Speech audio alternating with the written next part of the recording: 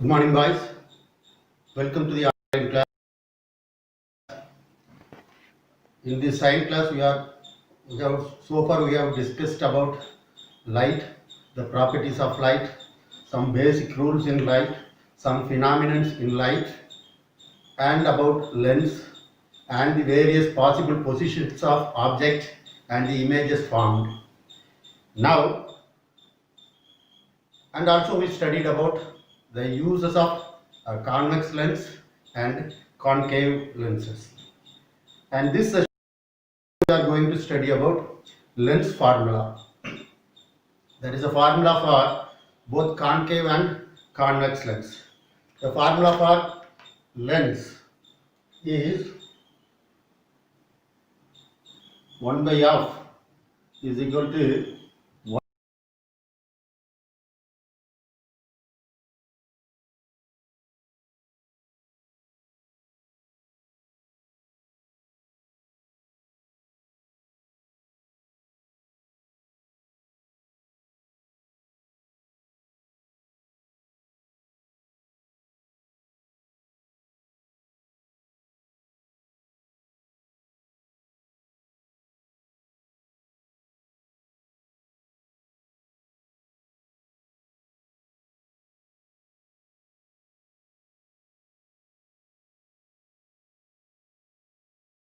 1 by v minus 1 by u.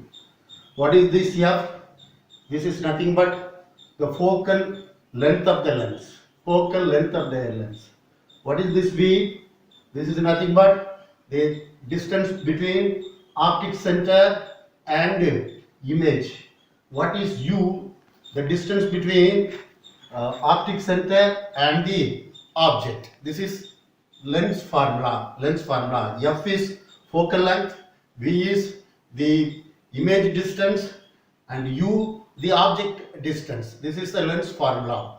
And how can we calculate? How can we use this formula? There is certain signs of that. That is called sign convention. Sign convention. How can we measure the object distance? How can we measure the image distance? That is certain rule. Now consider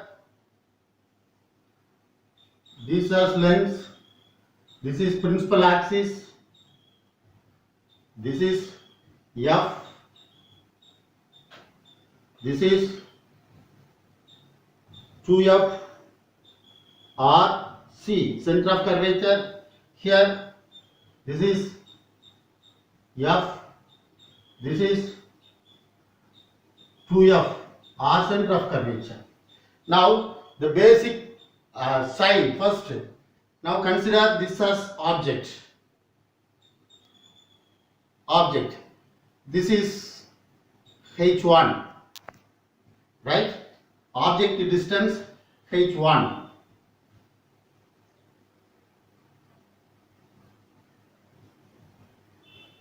Now a ray falls here and it passes through principal focus. Another ray of light which passes through optic center O.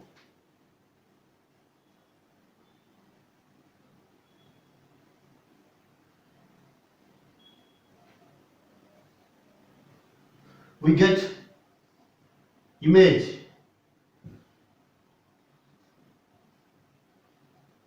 This is H2, right? This is H2. Now how can we measure the distance? This H1. This is vertical upward. This object is vertical to the principal axis and it is upward. Therefore it is positive. If the object is upward, that is vertical to the principal axis and it is upward, then H1 is plus H1. Think of image. Image, IM. This is also vertical to the principal axis, but this is downward. So it is negative.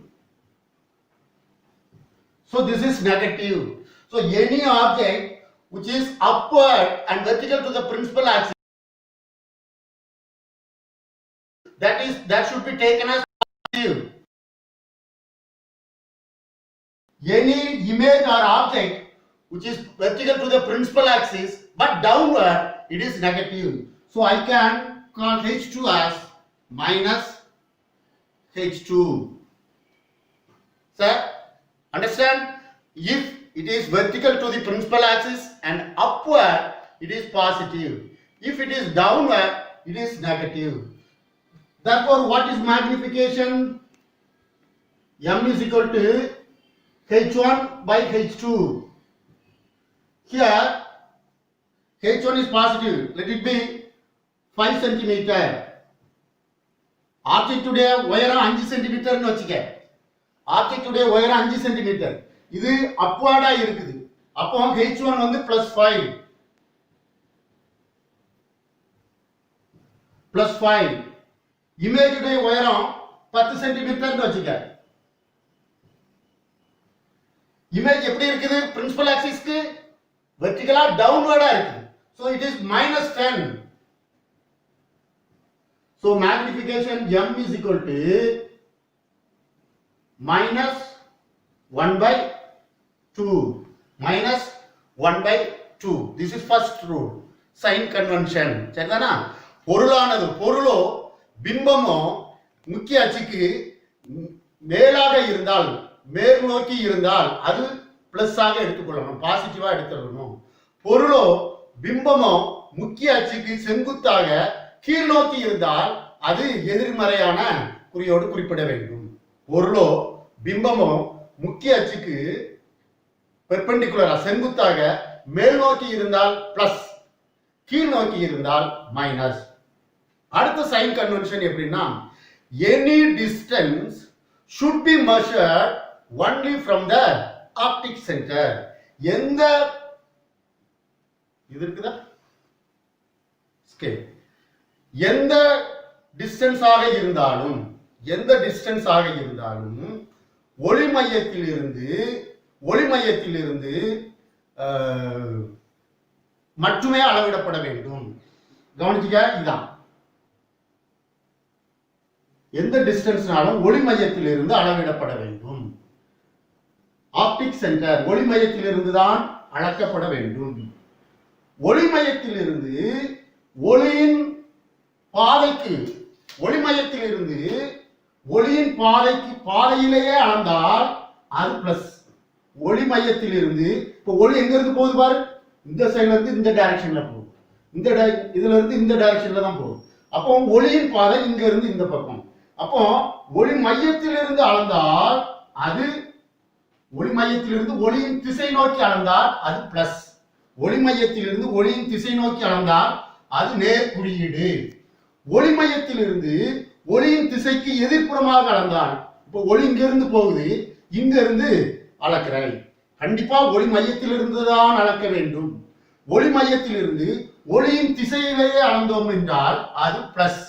ஒளி மையத்திலிருந்து ஒளியின் திசைக்கு எதிர் திசையில் அளந்தோம் என்றால் அது minus. இப்பொழுது ஒளி மையத்திற்கும் பொருளுக்கும் இடைப்பட்ட தூரம் u, ஒளி மையத்திலிருந்து பிம்பத்திற்கு இடைப்பட்ட தூரம் v, ஒளி மையத்திலிருந்து பொருளுக்கு இடைப்பட்ட தூரம் u, ஒளி மையத்திலிருந்து பிம்பத்திற்கு இடைப்பட்ட தூரம் v. இப்போ ஒளி மையத்திற்கும் பொருளுக்கும் இடைப்பட்ட தூரம் எங்க இருந்து அளக்கணும்? ஒளி மையத்திலிருந்து பொருளுக்கு அளக்கணும், இங்க இருந்து எதிர் திசையில் அளக்கணும். அப்ப u எப்படி, என்ன குறியீடு வரும்? மைனஸ். u minus. காரணம், ஒளியின் திசை இப்படி இருக்குது, நான் ஒளி மையத்திலிருந்து ஒளியின் திசைக்கு எதிர்ப்புறமாக measure பண்றேன். I am just measuring the distance between optic center and object as u in the opposite direction of the light. So this is -5 centimeter. இப்போ distance, image distance, பிம்பத்திற்கு இடைப்பட்ட தூரத்தை அளக்கிறேன். ஒளி மையத்திலிருந்து ஒளியின் திசையில் அளக்கிறேன் இல்லையா? ஒளியின் திசையில் அளக்கிறேன். அப்போ இது பிளஸ் வி இல்லையா? அப்போ magnification is equal to v by u. படிப்போம். Magnification is equal to v by u. அப்போ இது என்ன சென்டிமீட்டர் வரும்? 10 centimetre. 10 by object distance 5 centimeter, that is -5. இதுதான் மேக்னிஃபிகேஷன் இல்லையா? அப்போ பொருளின் உயரம் முக்கிய அச்சிலிருந்து மேல் நோக்கி இருந்தால் அது பாசிட்டிவ். பொருளோ பிம்பம் முக்கிய அச்சிலிருந்து மேல் நோக்கி இருந்தால் அதை நேர்மறை மறையில் குறியிட வேண்டும். பொருளோ பிம்பமோ முக்கிய அச்சிலிருந்து கீழ் நோக்கி செங்குத்தாக இருந்தால் அது நெகட்டிவ், மைனஸ். அதே மாதிரி பொருளின் தூரத்தையும் பிம்பத்தின் தூரத்தையும் ஒளி மையத்திலிருந்து அளவிட வேண்டும். ஒளி மையத்திலிருந்து ஒளியின் திசையில் அளவிட்டால் அது பிளஸ், நேர்குறி. ஒளி மையத்திலிருந்து ஒளியின் திசைக்கு எதிர் திசையில் அளவிட்டால் அது எதிர்குறி. ரைட். அடுத்தது lens makers formula. Lens makers formula.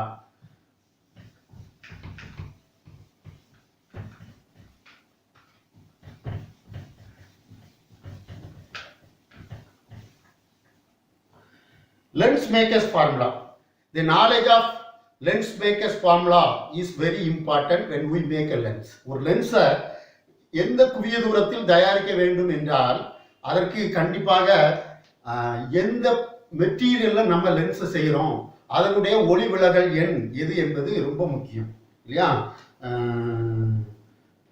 லென்ஸை உருவாக்குவோர் சமன்பாடு, லென்ஸை உருவாக்குவோர் சமன்பாடு, lens makers formula.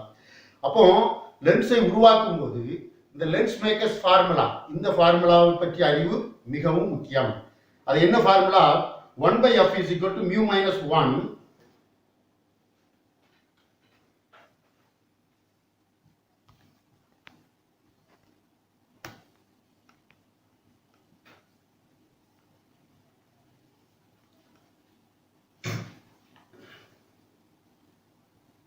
1/r1 minus 1/r2.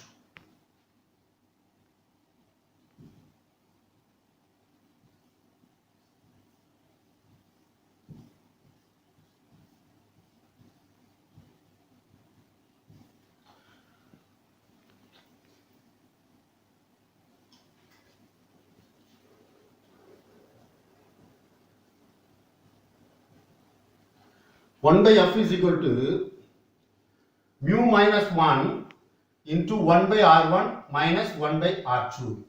mu என்பது எந்த material, for example if we make lens using glass, the refractive index of glass is 1 point.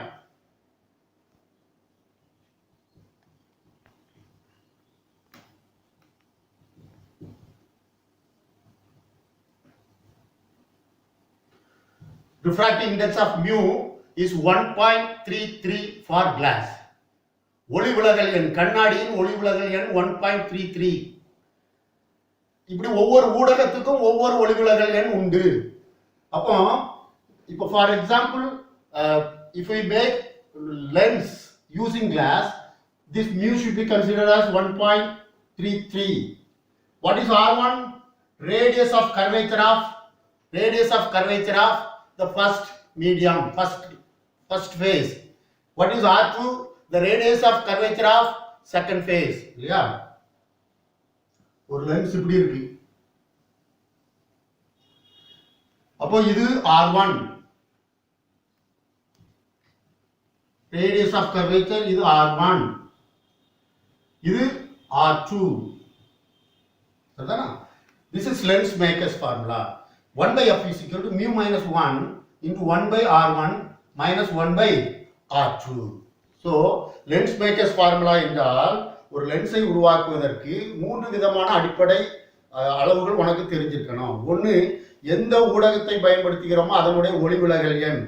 அடுத்தது அதனுடைய வளைபரப்பு இல்லையா, R1 and R2. Next one, லென்ஸின் திறன் லென்ஸின் திறன் என்பது the power of lens is nothing but the reciprocal of its focal length. லென்ஸின் திறன்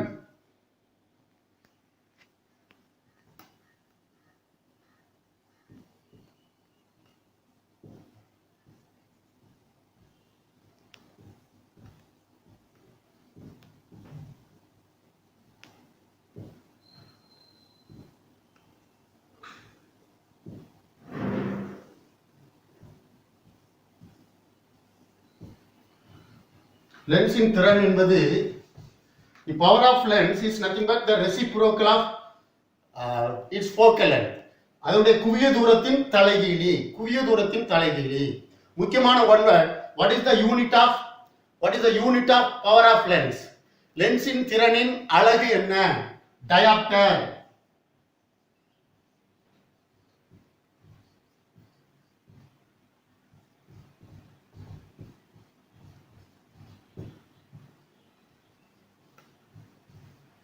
Diopter. P is equal to 1 by f, and the unit of power of lens is nothing but diopter. இல்லையா? ஒவ்வொரு லென்ஸுக்கும் ஒரு திறன், அது எதை பொறுத்து அமையும்? அதனுடைய குவிய தூரத்தை பொறுத்து அமையும். இல்லையா? குவிய தூரத்தை பொறுத்து அமையும். ஒரு லென்ஸினுடைய குவிய தூரம், இப்போ உனக்கு 2 மார்க் கொஸ்டின்ல கேட்பாங்க. ஒரு லென்ஸினுடைய குவிய தூரம் 10 சென்டிமீட்டர், அதனுடைய திறனை காண்க. Therefore 1 by 10 diopter. Right. Now, what are all the major differences between convex lens and concave lens? What are all the major differences between convex lens and concave lens?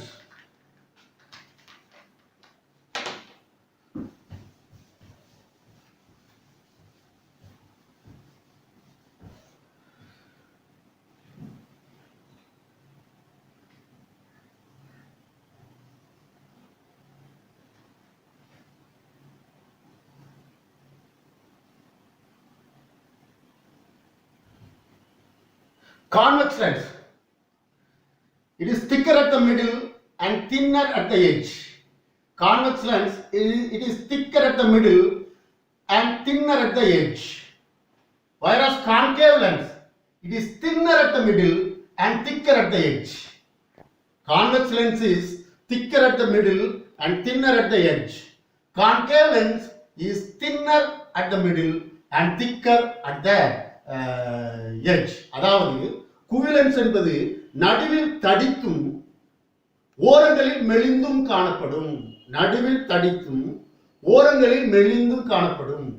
Concave lens, குழிலென்ஸ் என்பது நடுவில் மெலிந்தும் ஓரங்களில் தடித்தும் காணப்படும். Next point, it is converging lens. Concave lens மேல ஒளிக்கதிர் பட்டா அது ஒளியை குவித்து விடும். It is converging lens. குவிக்கும் lens. Convex lens, குவிக்கும் lens. When a light ray passes through the convex lens, the light rays are converged. ஆகவே convex lens, குவி lens என்பது ஒளியை குவிக்கும் திறன் வாய்ந்தது. But the concave lens will diverge the light ray, whereas concave lens will diverge the light ray. குழி lens ஆனது விரிக்கும் லென்ஸ், குவி லென்ஸ் ஒளிக்கதிர்களை குவிக்கும் லென்ஸ். ஃபர்ஸ்ட், இது குவி லென்ஸ் நடுவுல தடித்தும் ஓரங்களில் மெலிந்தும் காணப்படும். குழி லென்ஸ் நடுவில் மெலிந்தும் ஓரங்களில் தடித்தும் காணப்படும். அடுத்தது குவிலென்ஸ் குவிக்கும் திறன் வாய்ந்தது, குழிலென்ஸோ விரிக்கும் திறன் வாய்ந்தது. It produces mostly real images. நம்ம ஏற்கனவே படிச்சோம், 6 பொசிஷன்ல பொருள் இருந்தால் அதனுடைய பிம்பங்கள் கிட்டத்தட்ட மெய் பிம்பங்களாகவே தெரியும். Convex lens most probably produces real images except only one. எந்த பொசிஷன்ல இருக்கும்போது மட்டும் மாய பிம்பம் கிடைக்கும்.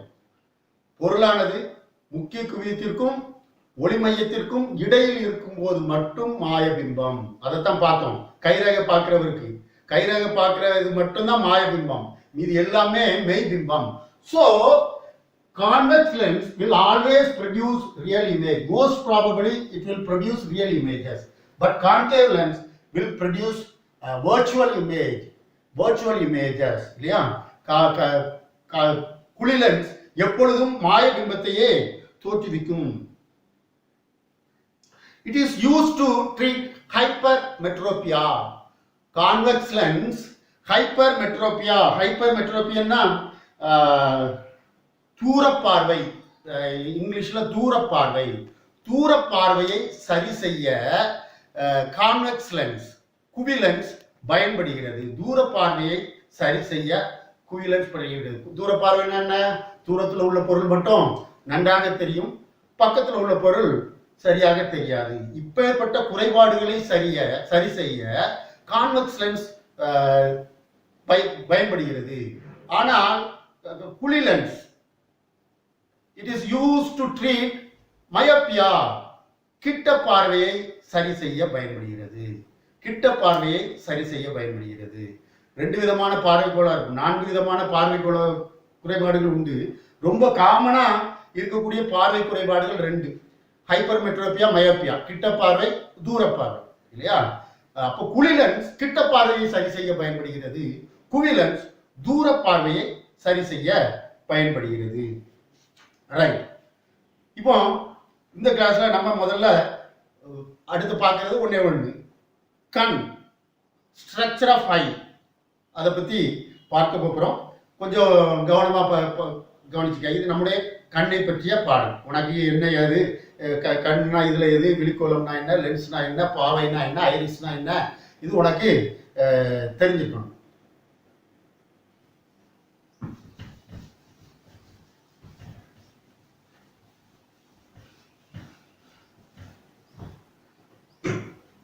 Our eye is like a camera. நம்முடைய கண் என்பது ஒரு கேமரா போன்றது. கேமராவில் 2 பார்ட் ரொம்ப முக்கியம். பொருளினுடைய பிம்பத்தை அப்படியே குவிச்சு பின்னாடி இருக்கக்கூடிய படச்சுருள் மீது விளைச்சி. கேமரா பழைய காலத்துல எல்லாம் நீ இப்ப கேமரா பார்த்தா தெரியும், இவ்வளவு பெரிய ஒரு லென்ஸ் இருக்கும்.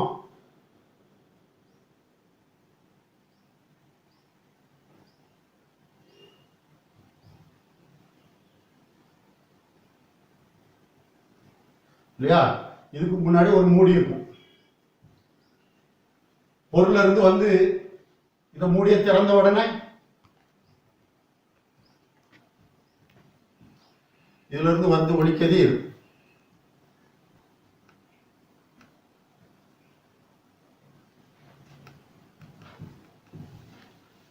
இந்த படச்சுருள்ல விழும். இதுதான் கேமரா. ரொம்ப முக்கியம். கேமராவில் உள்ள லென்ஸு, பின்னாடி உள்ள படச்சுருள், இந்த 2 தான் முக்கியம் கேமரா.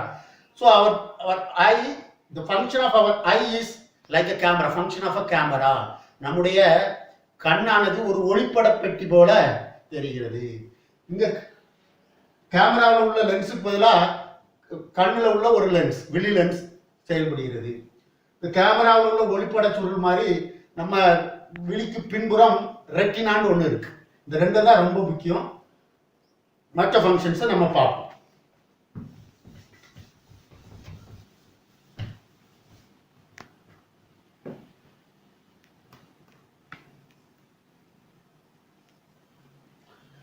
இது விழி லென்ஸ், ஐ லென்ஸ், விழி லென்ஸ். இந்த ஐ லென்ஸை தாங்கி பிடித்துக் கொண்டு இருப்பது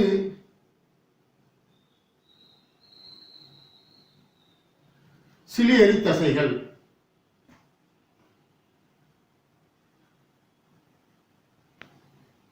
சிலியரி தசைகள்.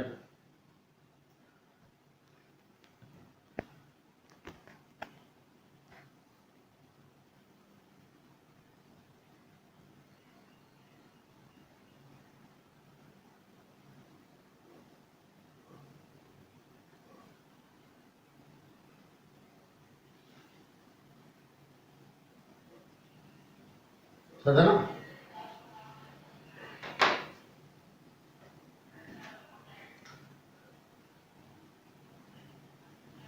இதன் உட்புறத்துல ரெட்டினா இருக்கு.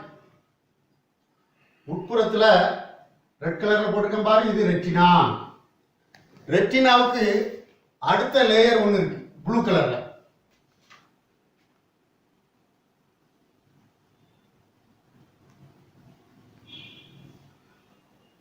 அதுக்கு பேரு கொராய்டு.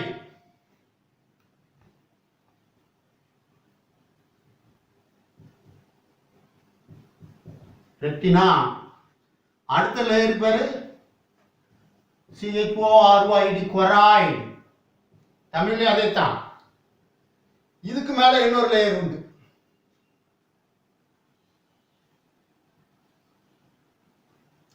அதுக்கு பேரு ஸ்க்ளிரா.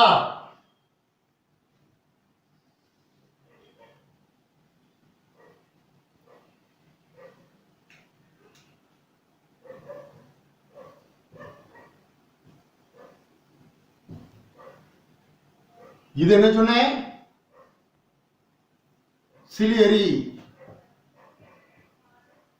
சிலியரி தசை, சிலியரி மசில், சிலியரி மசில். சரிதானா? இந்த ரெட்டினாவில இருந்து அப்படியே நரம்புகள் வெளியே போகுது.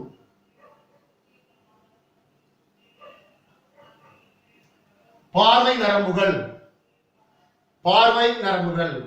இதுல இருந்து பிரிகிற இந்த இடத்துக்கு பேர் என்னது? Disk. Retina disk. Retina disk. இது ஆப்டிக் நர்வ். Optic nerve. இந்த நரம்புகளுக்கு பேரு ஆப்டிக் நர்வ். Optic nerve. சரிதானா? இப்ப ரொம்ப முக்கியமான பகுதி, கண்ணின் முன்பகுதியில ஒரு மெல்லிய மெல்லிய படலம், கார்னியா. கார்னியா, கார்னியா இருக்கு.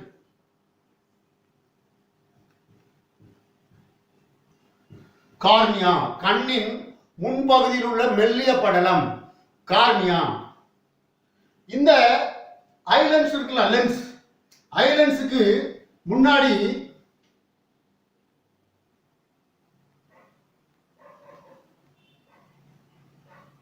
பியூப்பிள், கருவிழி. கருவிழி, பியூப்பிள். இது ஒவ்வொரு மக்களுக்கும் நிறங்கள்ல வேறுபடும். சிலருக்கு சாம்பல் நிறத்தில் இருக்கும், சிலருக்கு மஞ்சள் நிறத்தில் இருக்கும், சிலருக்கு ப்ளூ கலர்ல இருக்கும். நம்ம சொல்லுவோம் கண்ணை பத்தி வர்ணிக்கும்போது கருந்திராட்சை போன்ற விழிகள் அப்படின்னு இல்லையா? கருவிழி இல்லையா? பாவை, பியூப்பிள். அந்த பியூப்பிளுக்கு நடுவுல ஒரு சின்ன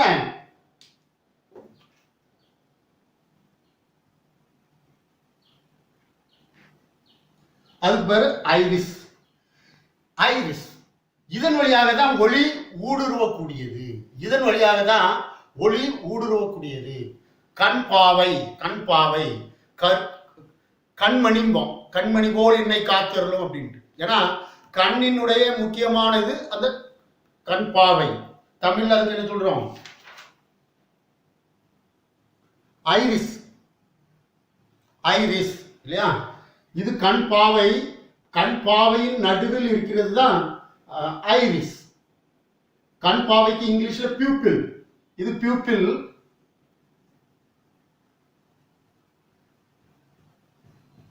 பியூப்பிள். இது ஐரிஸ். இந்த கண் பாவைக்கு வேலை என்னன்னா, பொருள் இருந்து எந்த அளவு ஒளியை ஐரிஸ்குள்ள அனுப்பணுங்கிறது தான் அந்த கண் பாவையும் வேலை. உதாரணத்துக்கு மங்கலான ஒளி வெளிச்சத்துல கண் பாவை நன்றாக திறந்து காண்பிக்கும். காரணம் அதிக ஒளி போனாதான் நம்ம பொருளை நம்ம கண்டறிய முடியும். அதே இது பகல்ல 12 மணி நேரத்துக்கு சுட்டரிக்கக்கூடிய வெளிச்சத்துல கண் பாவை சுருங்கி கொள்ளும். குறைந்த அளவு ஒளியை கண்மணி வழியாக, ஐரிஸ் வழியாக உள்ளே செலுத்தும். சரிதானா? அப்போ இது முன்கண் ரசம், இது பின்கண் ரசம். இங்கிலீஷ்ல என்ன சொல்லுவோம்? அக்வஸ் பாடி,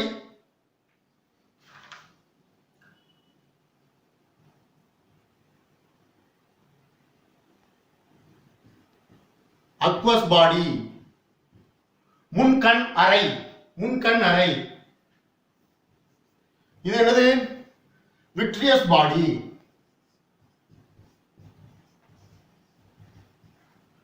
விட்ரியஸ் பாடி நல்லா கவனிச்சுக்க. விழிலென்ஸ், விழிலென்ஸ்க்கு முன்னாடி பியூப்பிள் பாவை, பாவை நடுவுல ஐரிஸ். இந்த விழிலென்ஸை தாண்டி பிடித்திருப்பது சிலியரி தசைகள். சிலியரி தசைகள் விழிலென்ஸுக்கு முன்பாக காணப்படுவ ஒளி ஊடுருவக்கூடிய அந்த சவுக்கு பேரு கார்னியா. கார்னியாவுக்கும் விழிலென்ஸுக்கும் இடைப்பட்ட பகுதிக்கு பேர் என்னது? முன்கண் அறை, அக்வஸ் பாடி. சரிதானா? இந்த 3 அடுக்குகள் உண்டு. உட்புறமாக உள்ள அடுக்குக்கு பேரு ரெட்டினா, நடு அடுக்குக்கு பேரு கொராய், வெளி அடுக்குக்கு பேரு ஸ்க்லீரா. இல்லையா? ரெட்டினாவில இருந்து ஆப்டிக் நர்வ்ஸ் வெளியேறுகிறது.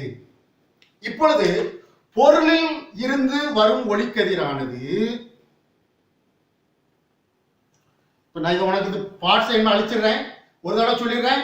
ஐலண்ட்ஸ், பாவை பியூப்பிள், ஐரிஸ், முன்பாக செல்லக்கூடிய ஒளி ஊடுருவக்கூடிய அந்த திரவத்துக்கு பேரு கார்னியா. உட்புறமாக காணப்படும் செல்கள், உட்புறமாக காணப்படும் படலத்துக்கு பேரு ரெட்டினா. இந்த ரெட்டினாவில் 2 விதமான செல்கள் உண்டு. Cone cells, rod cells. Cone cells, rod cells. உனக்கு புக்கில் அது இருக்காது, கூடுதலான ஒரு தகவல். ரெட்டினாவில் 2 விதமான செல்ஸ் உண்டு. Cone cells, rod cells. Cone cells என்ன பண்ணும்னா கலர்களை பிரித்து மூளைக்கு அனுப்பக்கூடியது. இவன் பச்சை கலர் சட்டை போட்டிருக்கான், இவனுடைய ஹேர் பிளாக் கலர்ல இருக்கு, அப்படி கலர்களை பிரித்து அனுப்பக்கூடியது. அப்போ ஒரு மனிதனுடைய ரெட்டினாவில் உள்ள கோன் செல்ஸ் டேமேஜ் ஆகிட்டா அவனுக்கு கலர்களை பிரித்தறிய தெரியாது. கலர்களை பிரித்தறிய தெரியாது. சரிதானா?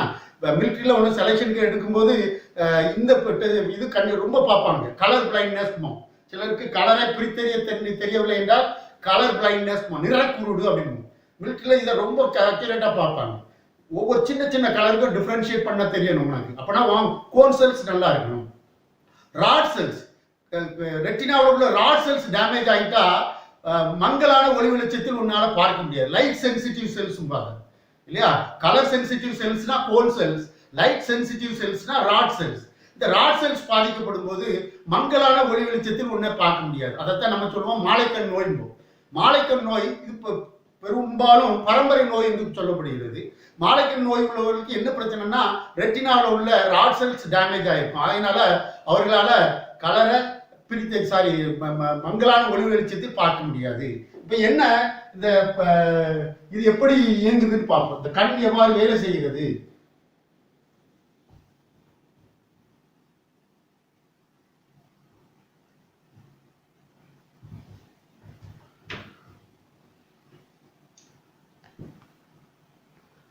ஒளியானது விழிலென்ஸ் வழியாக சென்று விலகல் அடைந்து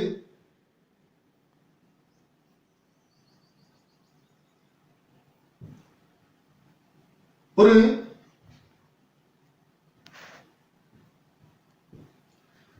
தலைகீழ் பிம்பத்தை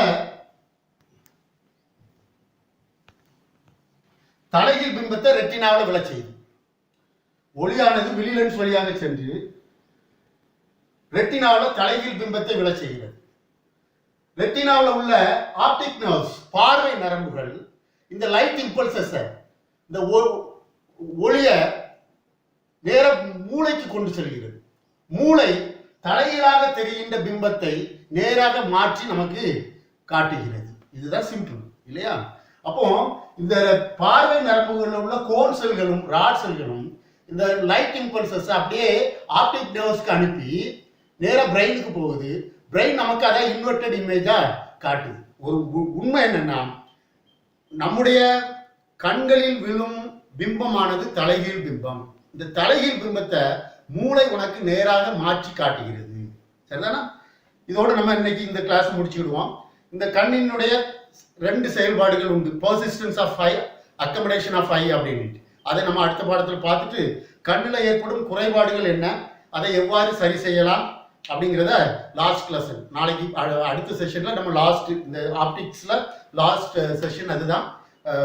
அடுத்த வகுப்பில் சந்திப்போம். Let us see in the next class. Bye.